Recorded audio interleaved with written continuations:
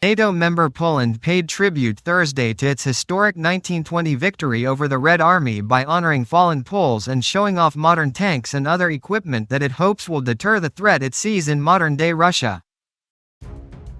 More than 2,500 Polish troops, joined by dozens of US and other Allied soldiers, rode in military vehicles or tanks, or flew in fighter jets and helicopters in Warsaw, the Polish capital, on the Armed Forces Day holiday. "We must arm ourselves and build such potential that no one will ever dare to attack us," President Andrzej Duda said before the parade, the culmination of state commemorations. Some of Poland's new weapons have replaced Soviet and Russian-made equipment sent to neighboring Ukraine after Russia launched its full-scale invasion of its democratic neighbor on February 24, 2022.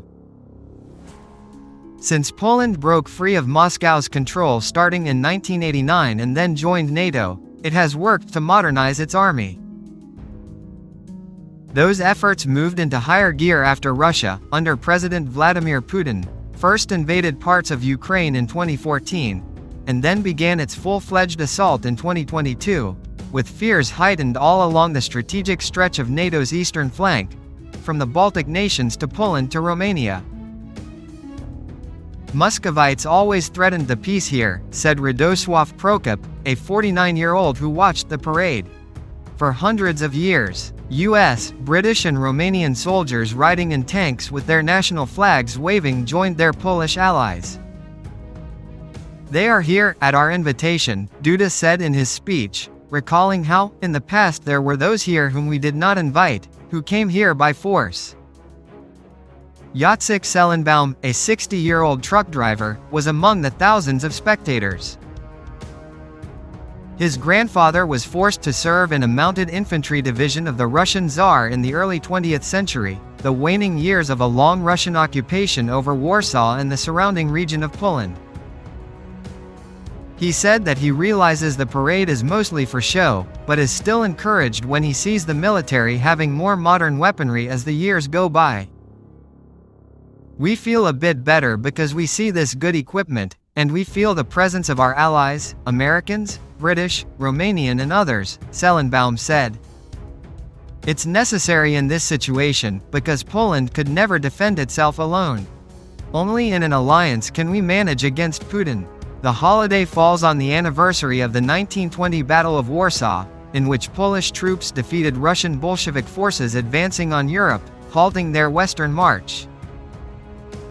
The war in Ukraine has reminded Poland of the enduring threat the country has long faced on the flat plains of Central Europe, wedged between larger, more powerful, and often aggressive, neighbors. Even membership in NATO hasn't eased the sense of threat after Russia's invasion of Ukraine and a migration crisis that erupted in 2021 along Poland's border with Belarus. Warsaw saw a sudden surge that year in large-scale migration from the Middle East and Africa as a form of hybrid warfare organized by Moscow and Minsk. Polish Defense Minister Władysław Kosiniak-Kamysz wrote a letter to soldiers, saying that the holiday is a reminder of the most glorious episodes of the Polish army, of the price of independence and freedom. "On this day, we pay tribute to all the heroes who fought for the homeland from the dawn of our country," he added. Russia's war against neighboring Ukraine, and the Poland-Belarus border crisis, have led many Poles to fear what the Kremlin might do next, should it succeed in Ukraine. Poland signed a $10 billion deal earlier this week with the US government for 96 Apache attack helicopters. Kosiniak-Kamysz said the Apaches, with their modern technology, mark a milestone for Poland's efforts to modernize its military, and would allow Abrams tanks and F-35 aircraft to be used to their full capacities. The U.S. Embassy said before the parade that the sky will be filled with American F-35s and Apaches flying alongside our Polish allies. "America's commitment to defending every inch of NATO is unwavering," the embassy said in a post on X.